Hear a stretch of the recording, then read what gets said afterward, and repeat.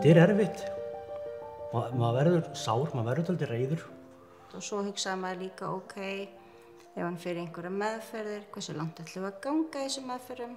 Hvenær áttu við að stoppa, hvenær verður hann svona veikur?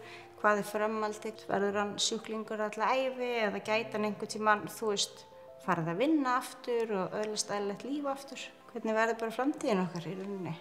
Það er voðalega sárt þegar konan er að koma og það er eins og hún sé að leita svara, henni líður illa, en ég hef ekki svörin, ég þekki þetta ekki.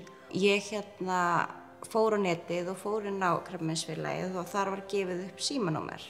Ég hringi og það svarar mér kona og ég segi bara við hana, ég veit ekkert hvert ég á að hringja eða hvað ég á að gera, en maðurinn minn var að greinast með krabbamein og ég er bara svolítið svona ábyrjunarreit. Og þá einhvern veginn bara var tekið bara utan um okkur. Og þetta fór bara einhvern veginn bara boltinn að rúlla og þau einhvern veginn bara svona tók okkur að sér.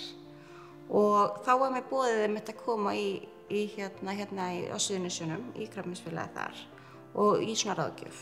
Það sem er náttúrulega gott við þjónustuna hér er að hún er hér á Suðurnesjunum. Hún er í okkar heimabæ og mér finnst það, ég hef verið að skjótast á vinnunni til þess að fara og hef þá kost á því að fara sem ég hefði kannski ekki haft kost á ef ég þurfti að keyra til Reykjavíkur og tilbaka.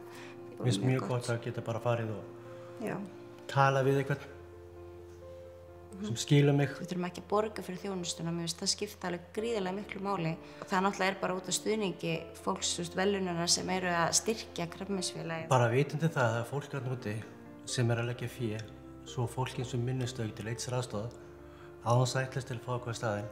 Það ylja hjarta mitt bara fyrir ofan allt. Og ég er mjög þakklátur